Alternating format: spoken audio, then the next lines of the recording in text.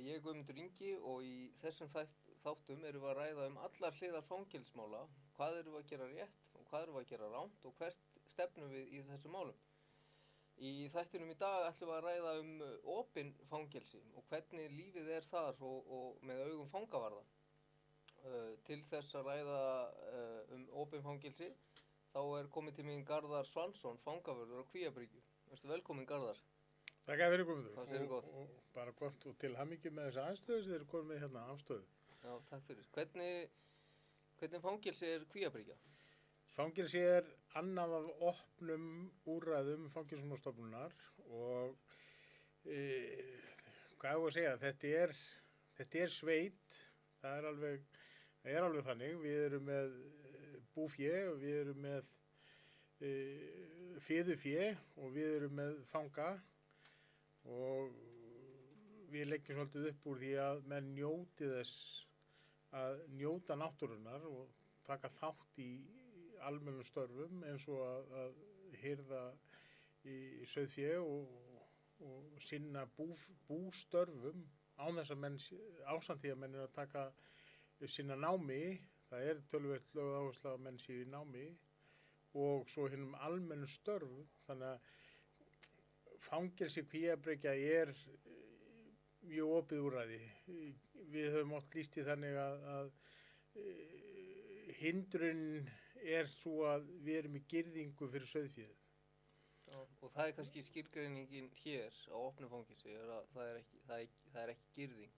Já, það er ekki girðing. Það er bara rullið og svo girðing og menn verða bara að halda sig innan girðingar. Já. Þannig en hvernig er svona venjulegur dagur í lífi fanga og fangavarða í opnu fangelsi? Þetta er auðvitað ekkert ósvipað bara að vera í daglegu starfi rauninni. Eina stæðst í munun af því að vera að þú nýtur ekki samskipta fjölskyldunar, þú ert útilokaður frá fjölskyldunni og þú ert útilokaður rauninni frá hinu almenna lífi, en annars er dagurinn ekkert ósvipaður bara eins og hjá venjulegu fólki. Fólk vaknar, tekur morgunmat, ferst til sinna vinnu eða náms, tekur þátt í leik og starfi, því sem er í starfi. Það er gott félagslíf, menn hittast á vídeókvöldum á kvöldin, menn er að taka borðtennis, biljard, pílukast, líkamsræktina og ásamt því að raunni vera sinna námi.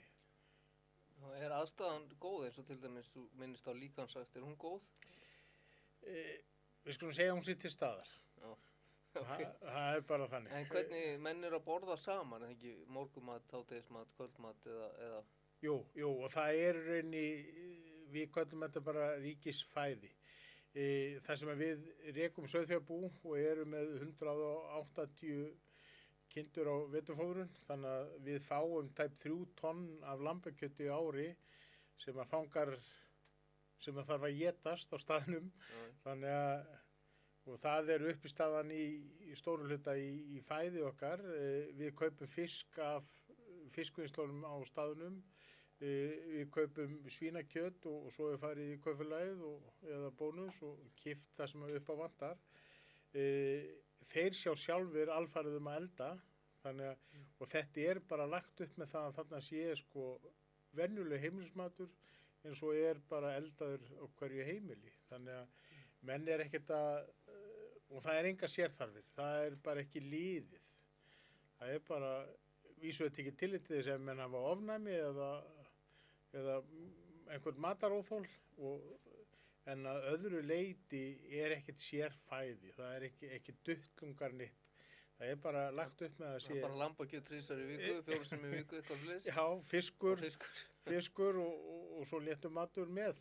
Já, hvernig maður heyrir oft í samfélaginu að fólk er að skrifa í komment eða eitthvað slíkt að Kvíabryggja sé bara 5-stjörnu hótel.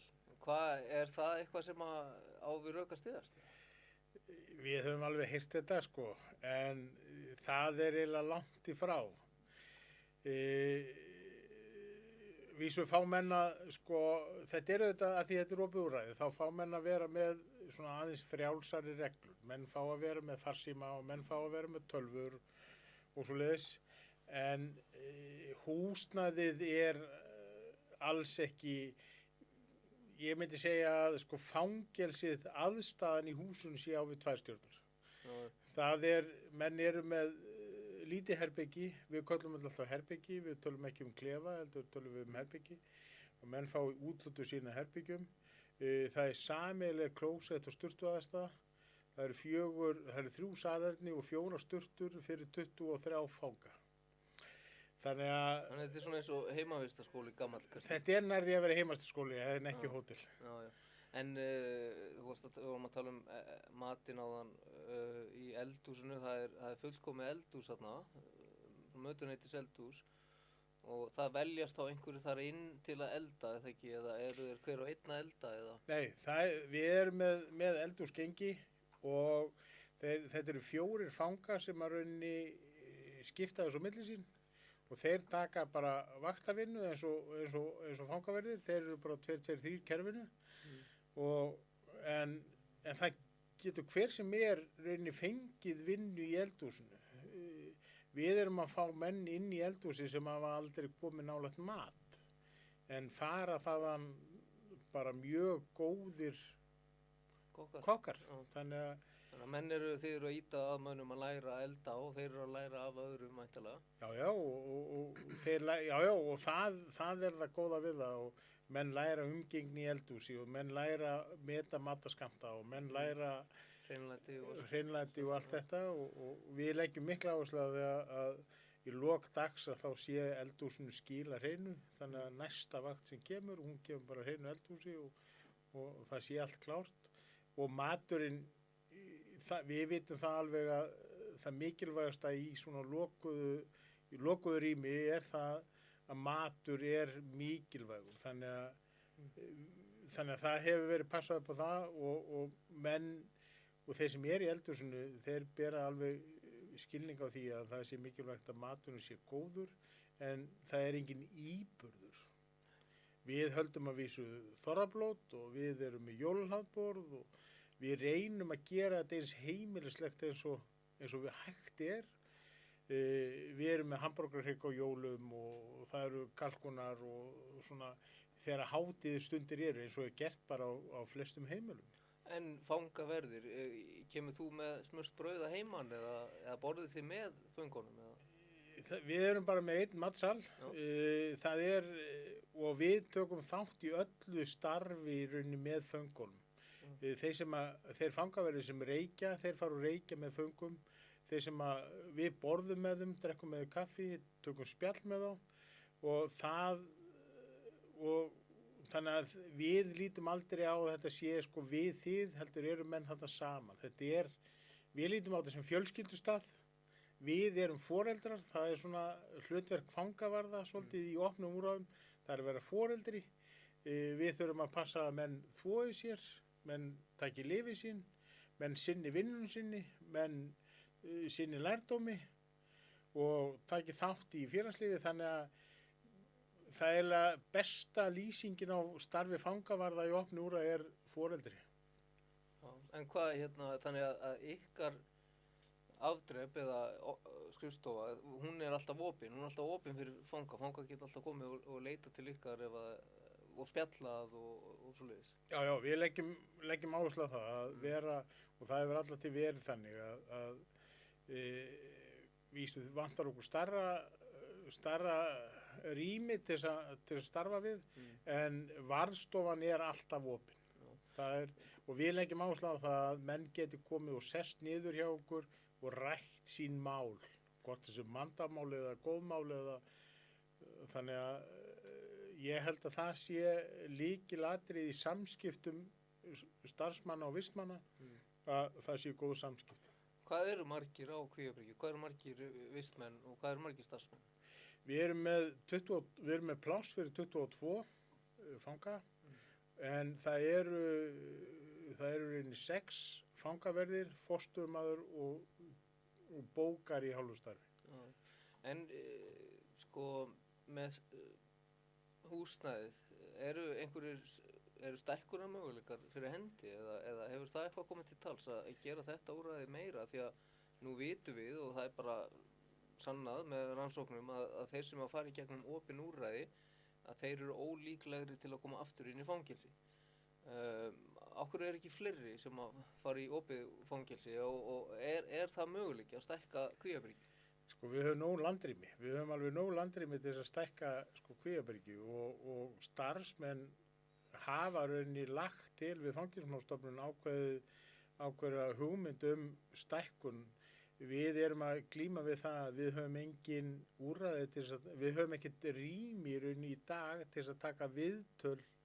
Við höfum rauninni bara varðstofun okkar sem eru alveg heilir 7 fermetrar og þar eru 2 til 3 starfsmenn og svo að koma 1 til 2 fangar þar inn í einu.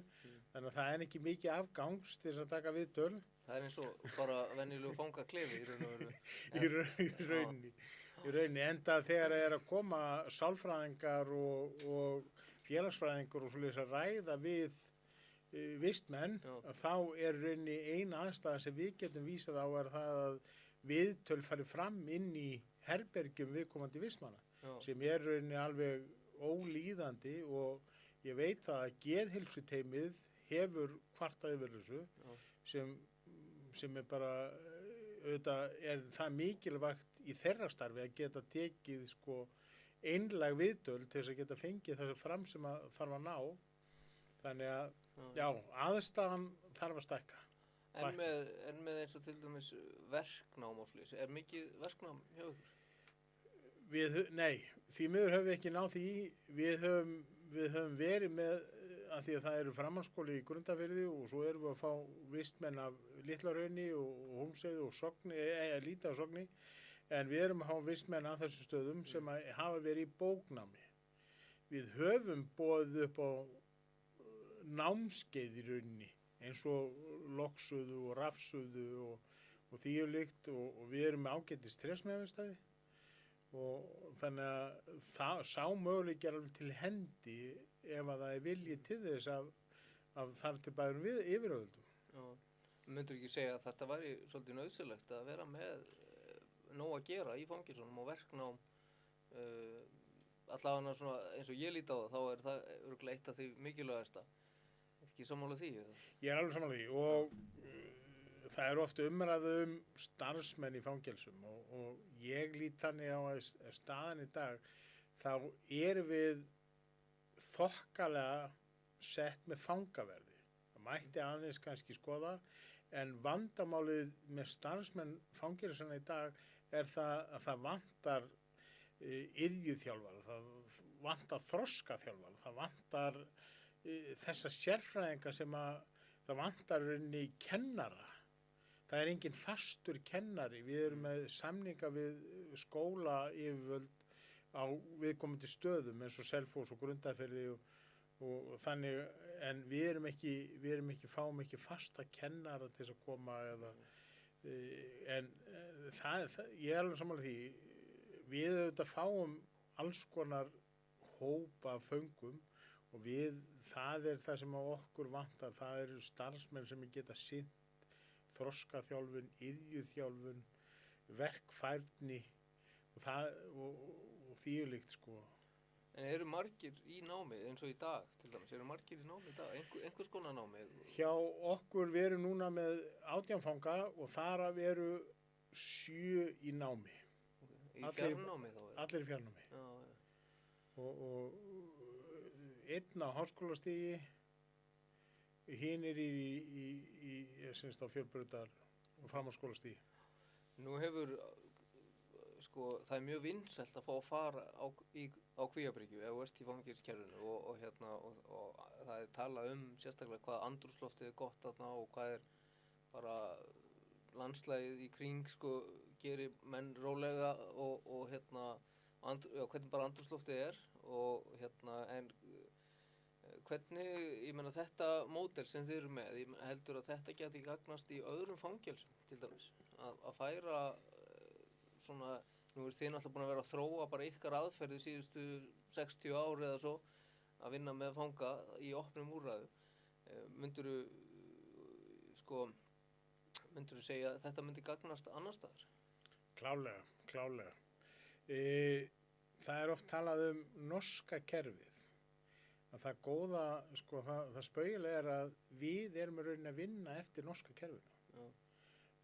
2014 þegar fangavaraskólinn var haldinn 2014, þá fóru fangaverðir því námið, þeir fóru til Noregs í kynnisferð og þá voru þar fangaverðir frá Litla-Hrauni og Hólmsheiði og þegar við vorum búin að fara fangelsi í Noregi þá sögðu þeir þetta dásamlegt. Þetta kerfi sem við þurfum að taka upp. Og ég gæti nú ekki annað sagt að mér liði bara eins og ég væri komin heim. En það, kannski þeir sem ekki vilja fara á Kvíabryggju, það kannski þeir sem að telja að það sé of langt fyrir fjölskyldu að keyra þangað til að því það er svolítið langt í burtu til að sem sagt frá fólki sem á höfuðborgarsvæðinu að vera að koma í heimsóknir tvisvar í viku svona svolítið langt. Þannig að ef að þetta módel væri til staðar til dæmis á Sogni sem öðruvísi, sem líka opið fangelsi en öðruvísi, þá væri það kannski svona... Já, við heyrum þetta ofta að menn setji fyrir sér sko fjarlægð við fjölskyldu að vera að koma á Kvíabryggju. Og eins og þú segir, sko, það allt sem hjálpar okkur á Kvíabryggju, náttúran, umhverfið og þessi staðreynd að við höfum haldið okkur við það að vera í nánum tengslum í rauninni dagsdaglega við fanga, það auðvitað hjálpar.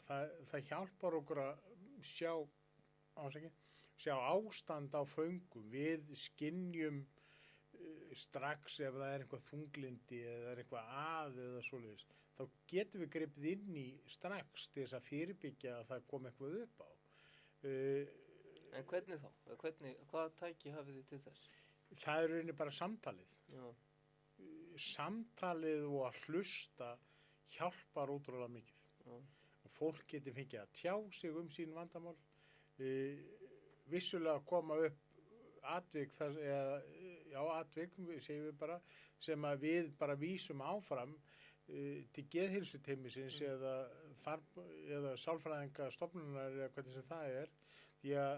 En það kannski verið að grípa fyrr inn hjá okkur áður en vandamálin verða of stór eða yfirstígaleg. Þannig að ég held að það hjálpa okkur svolítið. Nú geðheilbrigðisteymi búið að vera starfandi í 1 ár rúmlega. Hafa þeir verið að koma til ykkar? Þeir hafa komið einu sinni. Einu sinni? Já, teymið sjálft hefur komið einu sinni og þau voru bara mjög annað að koma en sá sem stýri teyminu hefur komið oftar. Já. Þannig að það svona hjálpar okkur og við væntum góðs af samvinnu við geðheilbrigðisteymisins. Nú var alltaf á svona slagorð í gangi á sínum tíma sálfræðingur kemur á Kvíabryggju einu sinni á ári en ísbíllinn kemur einu sinni í mánuði.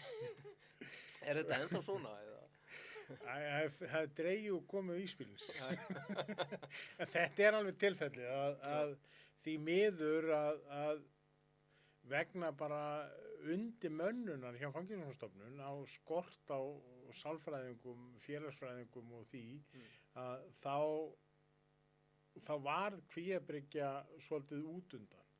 Að því í rauninni vandamálin voru kannski ekki eins stór, ígrip fangaverða voru snemmtækari, þannig að en vissulega eru vandamálin til staðar og þau komu upp en við höfum loforð fyrir því að við munum fá starfsmenn stofnunarinnar sem að sinna þessum heilbrigðisteymi, félagsfræðingar og sálfræðingar og þeir hafa gefið okkur lofa fyrir því að koma oftar. Nei.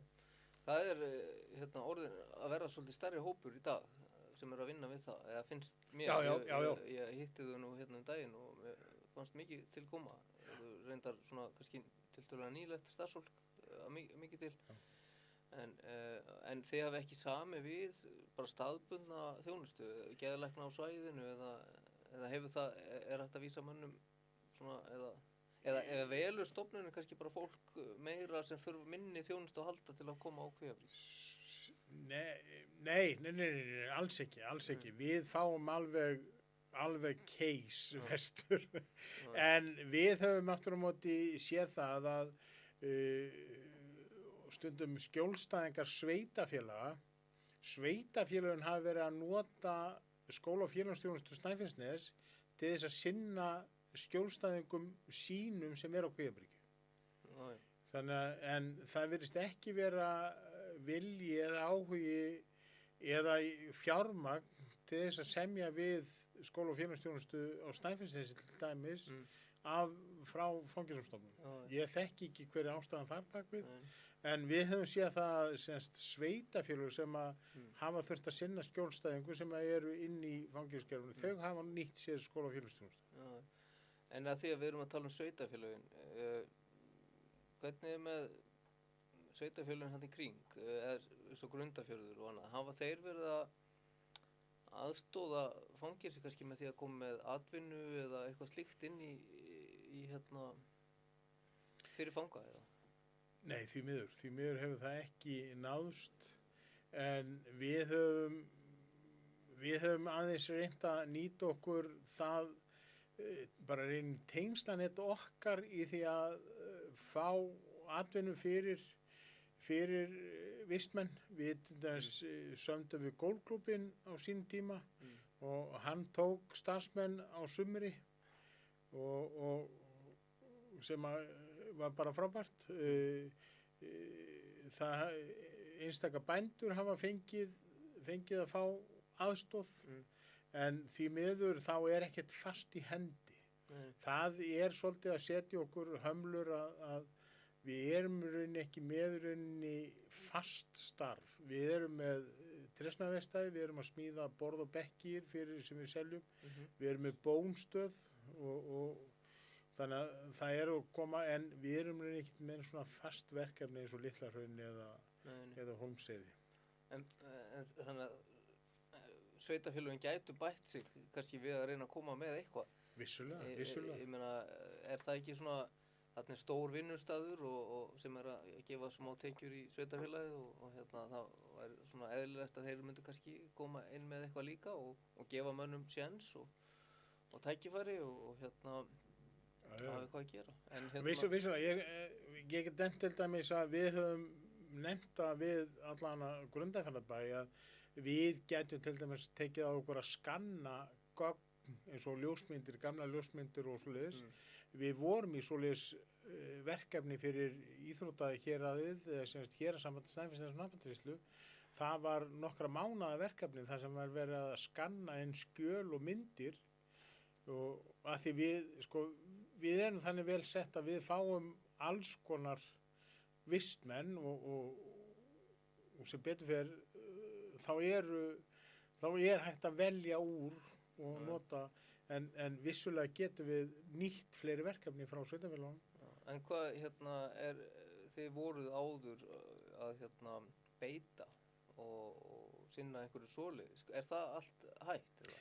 Já, því miður er beitning deyjandi stétt og við vorum bara því miður að lenda, við vorum kannski að beita 40 bal á dag og það var kannski einn sem kunni að beita. Þannig að hann beitti sína bala vel sem voru kannski 7-8, en á móti voru það voru 30 balar illa beittir og allir voru reiðir. Þannig að Ok, en hvernig er með, nú eru svo margir að koma úr borginni, borgarbörnin í sveitina, hvernig funkar þau þarna? Þeir bara funkar mjög vel.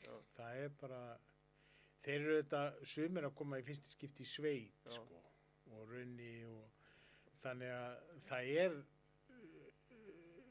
við höfum þarna mikið landrými sem að menn geta farið og labbað.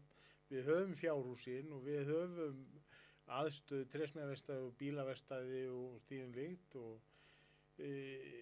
menn fara hérna í sjósund, menn fara í fótbolta. Það er núna helgina var mikið spilað fótbolta því það var frábært veður og þannig að það er verið að smala, Já, við þurfum á sauðburður. það er sauðburður, við gerum það fyrir að sauðburðin hjá okkur byrja til þess núna páskana, þá komum fyrstu lömbin og þá er bara tekin vaktatörn á það, mönnum bara raða niður morgun, kvöld og næturvakt og sumir hafa aldrei komið nálægt þessu og eru kannski að sjá sko sauðburði fyrsta skipti.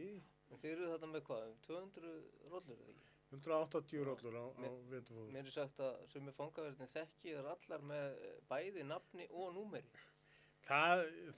Ég verð að staðfesta að það sé rétt. Það er vísu bara einn aðili. Já. en hann þekki vangasvipinn á þeim. Já, og það er kóngurinn það er kóngurinn sjálfur. Já. En hvernig starfið, fangavörðus, er þetta erfitt starf? Líkamlega er þetta ekki erfitt starf en andlega er þetta svolítið lýjandi.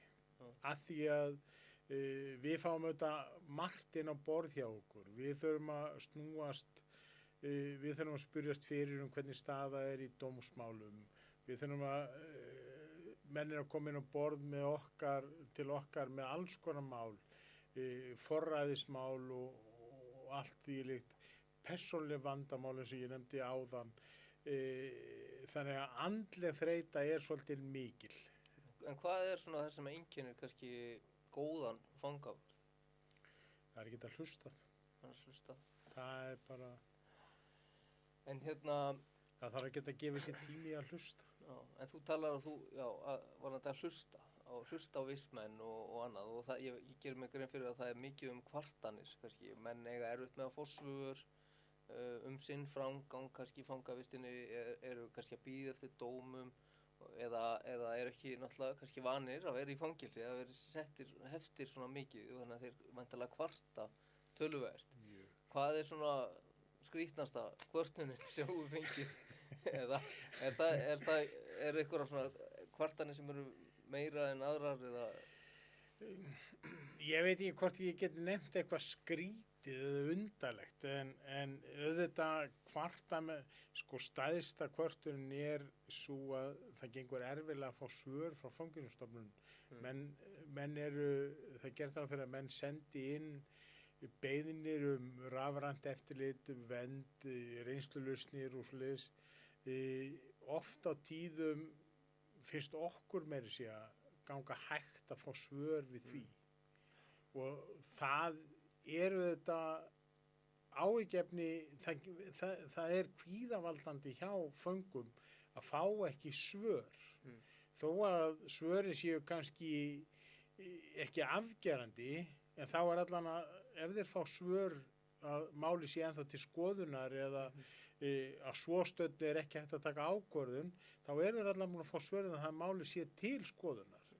Þannig að það er kannski það helsta. Já. En svo er náttúrulega þeir sem eru með mál í kerfinu, svo kalluð, að það er að segja að þeir eru í afplánun en þeir eru með fleiri óafgreidd mál í réttarvörslu kerfinu. Og þar að leiðandi hljóta er ekki framgang í fangavistinni, þeir fá ekki að fara á áfangaheimili eða dagsleyfi eða eitt eða neitt. Er þetta ekki eitthvað sem er bara eitt af aðalatriðum sem þarf að breyta, skilur, sérstaklega ef það á stytta boðunarlistan og já. Er það ekki? Þetta ég get bara sagt þess að hjá okkur núna erum við með 18 manns og við erum með 5 sem eiga mál í kerfinu. Og þeir komast ekki lönd né strönd af því að það er ekki hægt að taka ákvörðun og ég veit að Fangelsismálastofnun hefur verið ýta á viðkomandi yfirvöld það að málu þeirra sé hraðað þannig að það sé hægt að taka einhver ákvarðanir þessa menn sem betur fer hefur verið tekin svo ákvörðun að menn þegar menn eiga mál í kerfinu þá er eiginlega eingöngu horft til reynslulausnar eða vernd eða menn hafa fengið að taka dagsleyfi og því líkt. Það er aðeins búið að hliðra til.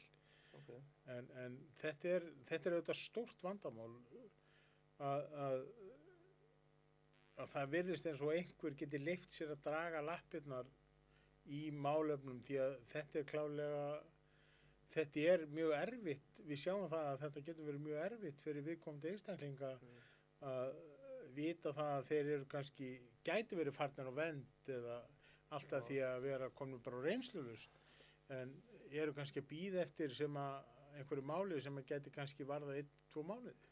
Umboðsmaður Alþingis hefur einnig sett ofan í við lögreglu eða saksóknara að það gangi illa að klára þessi mál og menn séu settir oft bara á hold málin þeirra því þeir eru hvað sem er í fangelsi en þeir eiga að hljóta forgang en hafa ekki fengið forgang en ég veit að umboðsmaður hefur fengið bátt fyrir, skammir fyrir að vera að skipta sér að þessu í raun og veru. En hvað svona fyrir utan þetta, hvað svona kannski það helsta sem að þú eða fangaverðir myndu vilja sjá breytingar á í fangelskerfinu?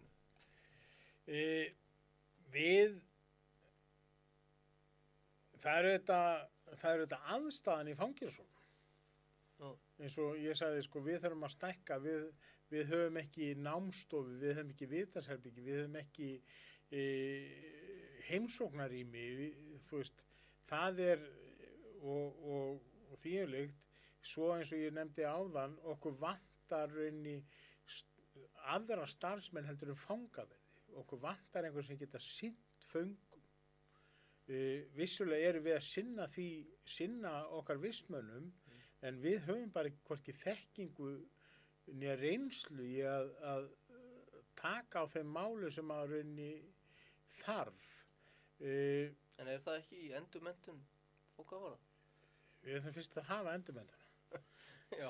Það eiginlega líka. Það kannski líka eitt sem við höfum verið að benda á að það þyrfti kannski að færa fangavarðaskólann á háskólastig til þess bæði að þeir öðlist meiri reynslu og þekkingu. Það veljist kannski líka öðruvísi fólk inn og þeir viti hvernig að taka málum. En svo líka náttúrulega rannsóknir séu gerðar á sama tíma þessi mál sem ekki til í dag. En þetta geti líka verið þannig að ef að nám fer á háskólastig og það sé endurmenntun í gangi, þá geta náttúrulega fangaverðir elta ákveðin launastega líka, sko, sem ekki í dag kannski, eða hvað? Sem betur fer náðum við því að við fáum launahækkanirnar þó að Fangelsismálastofnun sinni ekki sínu lögbundna fræðsluverkefni í rauninni. Það er ætlast til þess að þeir sinni sinni endurmenntun. Endurmenntun hefur ekki held ég síðasta endurmenntanámskeið var held ég 2016. Þannig að og fangaverðir hafa kallað eftir því að það sé endurmenntun. Að því að ég held það nefnilega og ég get staðhæft það að fangaverðir, þeir hafa metnað fyrir sínu starfi. Þeir koma þarna því að þeir vilja sjá betra fólk. Og okkur hlýnar mjög hjartarætur þegar við fáum kannski tölvupósta eða símtöl þar sem við fáum þakkir fyrir okkar starf af fólki sem komið út úr kerfinu. Já. En við höfum séð dæmi að fangaverðir hafa þurft að grípa til aðgerða sem að þeir kannski, að því að þeir viti ekki betur eða kunni ekki að höndla málina, því að það er náttúrulega mikið af veikum einstaklingum í fangelsum sem að þeir hafa enga þekkingu kannski á að vinna með og þeir hafa þurft að svara síðan fyrir það og jafnvel verið sagt upp störfum. Þetta er eitthvað sem á að vera hægt að laga með meiri menntun fangaverða.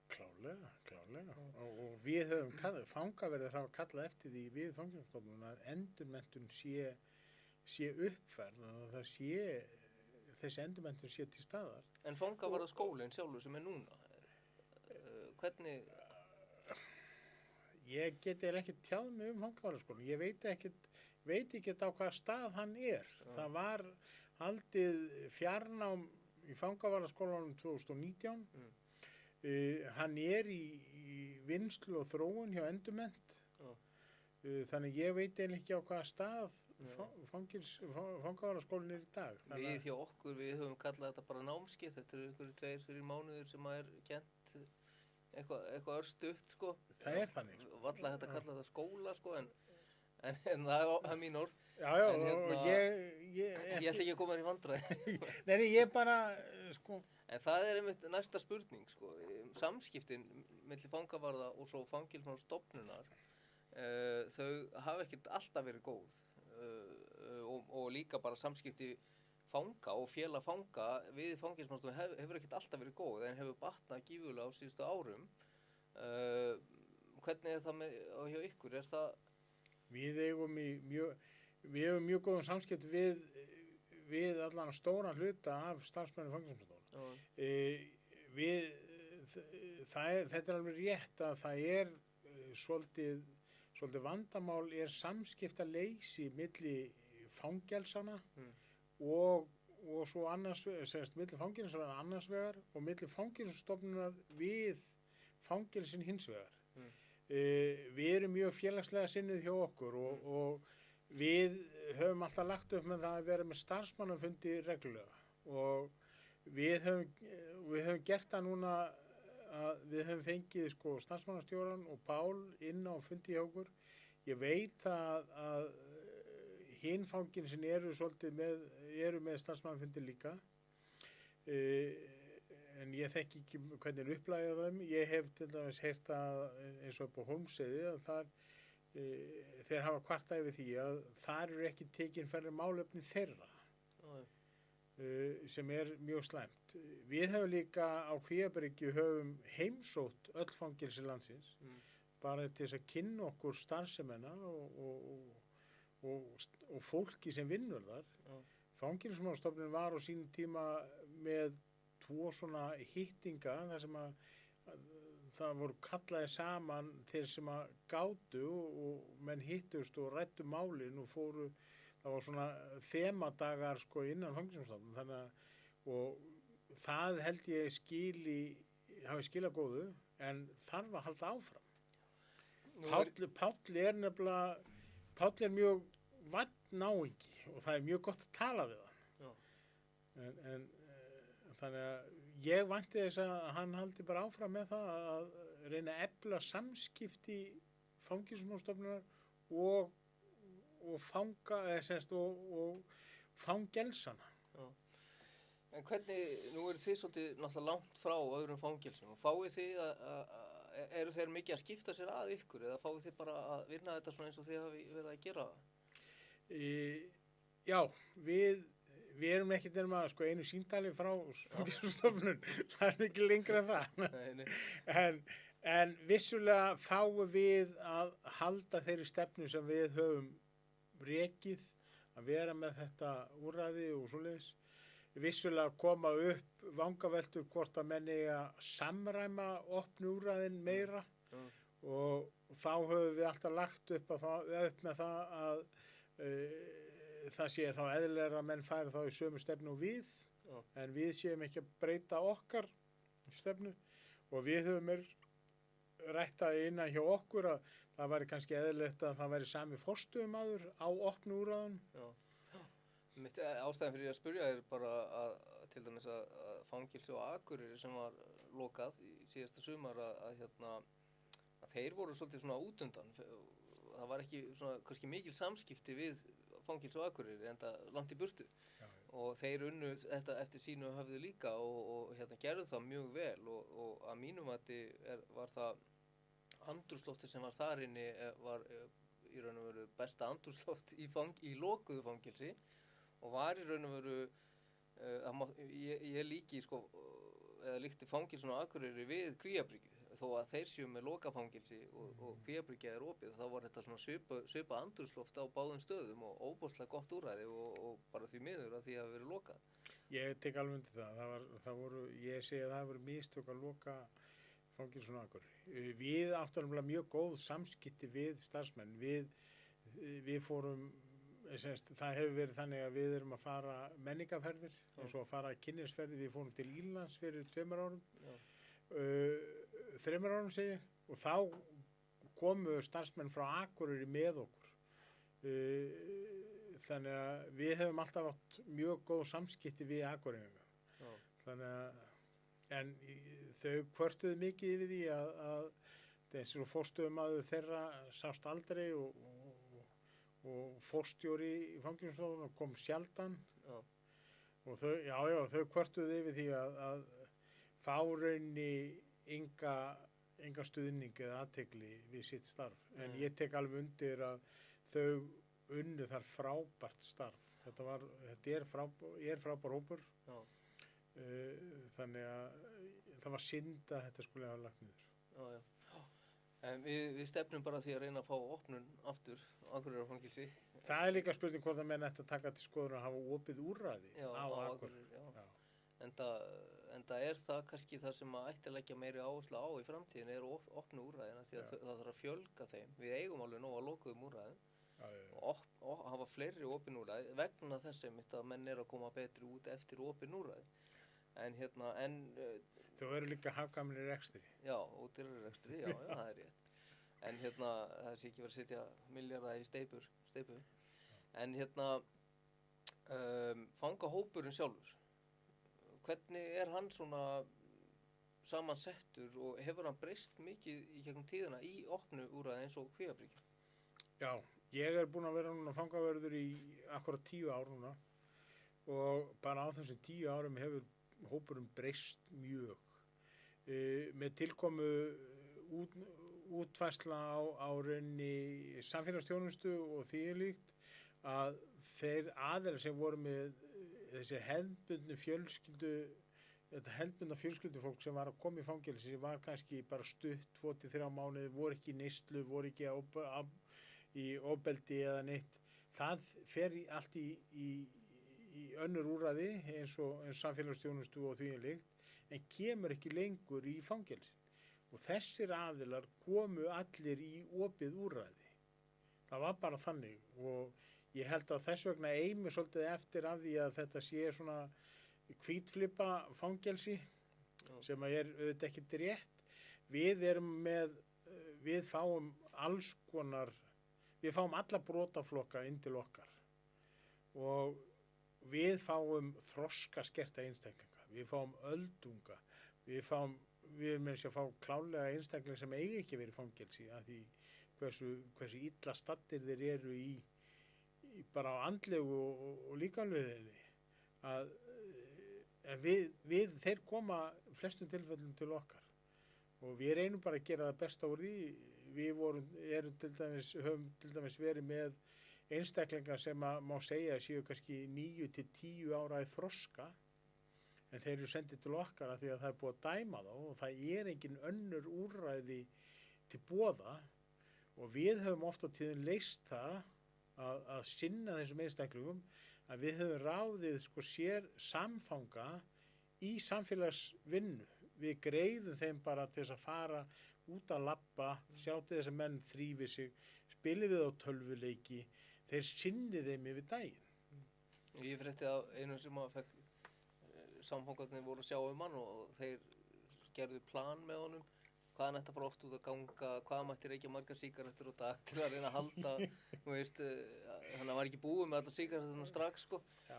Þannig að þetta virkar. Þetta virkar og þannig að menn eru þeir sem að sjá bónverkstæði og þeir sem eru að sjá landbúnaðinn, þeim er bara falið að taka þessi einstaklingar með sér í vinnu. Stundum koma þessi einstaklingar aftur inn eftir 10 mínútur og segja, þetta er erfitt. En hvað nú maður heyrst að mönnum líði nokkuð vel á mestu leyti á Kvíabryggju því að bara andrúmsloftið og landslægið og það sé svona meira að gera kannski. En hvað maður hefur heyrt að menn séu að hringja í ykkur jafnvel í mörg ára á eftir bara svona, að heyri ykkur hljóðið og er ekki mikið um það? Það er svolítið um það og okkur finnst vænt að fá þessi símtöl og tilkynningar og við erum oft á tíðum að hitta einstaklinga sem eru rauninni bara á góðum stað í dag. Ég get sagt dæmi að það var við fengum einstakling sem hafði verið alltaf í DFF og þessum miðlum að það sem hann var að misþyrma og misnota samfanga sína og svo kemur hann til okkar og var bara fyrirmyndar fangi og ég spurði hann hvar er maður sem var í DFF og hann sagði hann hætti að drekka og ég hitti þennan einstakling oft þegar ég kem í bæinn við sækjum saman matsölustað og hann er bara góðum stað í dag, hann er fjölskyldumaður með börn og og er bara á góðum stað og okkur þykir mjög vænt að sjá þetta og það er bara þannig að þetta skiptir okkur máli að vita það að menn geti komið tilbaka. Já, en nú Kvíabryggja svona frekar rólegur staður, kannski ekki mikið læti, en hefur komið upp einhver tilfelli þar sem að fangaverðir hafa verið, eða þú eða aðrir hafa verið óttaslegnir eða óttast sitt öryggi, hvort sem það út af föngum eða eitthvað annað? Vissulega, sko. Staðan er semst, kerfið hjá okkur er þannig að það eru 2 fangaverðir á daginn og 1 á nóttunni og það er ekki nema ár síðan að við fengum alvarlega líkamsárás upp í okkur og sem betur fyrir var það fyrir vaktaskipti, var eftir kvöldmatinn, þannig að það voru 2 fangaverðir á vaktinni og það sem var mjög alvarleg líkamsárás, sem betur fyrir af því að við raunin myndum þessi tengsl við menn að þegar að fangaverðirnir komu inn í árásuna þá lúffaði árásmaður. Hann ber virðingu fyrir fangaverðir. Það er ekkert sjálfgefið og það er ekki nema 3 ár síðan að það var fangaverður og næturvakt sem fekk blóðtappa í heila, 1 á vaktinni og það kemur ekkert í ljós fyrir morguninn þegar hin vaktin kemur að það er eitthvað að. Þannig að það er margt sem getur komið upp á. Já, en þú þá menna að það þyrfti kannski að auka 1 starfsmann allavega á nóttunni til að hafa öryggið á hreinu bæði fyrir fangana og starfsfólkið. Já. Það er í skoðun í ráðuneytinu núna í samvinnu við styttingu vaktavinnunar, mönnunarþörf í fangelsum. Þannig að við höfum lagt upp með að það sé þörf að vera með 2 fangaverði allan sólarhringinn. Hvort að það næst veit ég ekki, en við vonumst á allan til að það verði allan að stytt úr 12 tímum að það sé 1 fangavörður niður í eitthvað styttra. Garðar Svansson, þakka ég kærlega fyrir viðtalið og þakka ykkur fyrir að hlusta. Sjáumst í næsta þætti.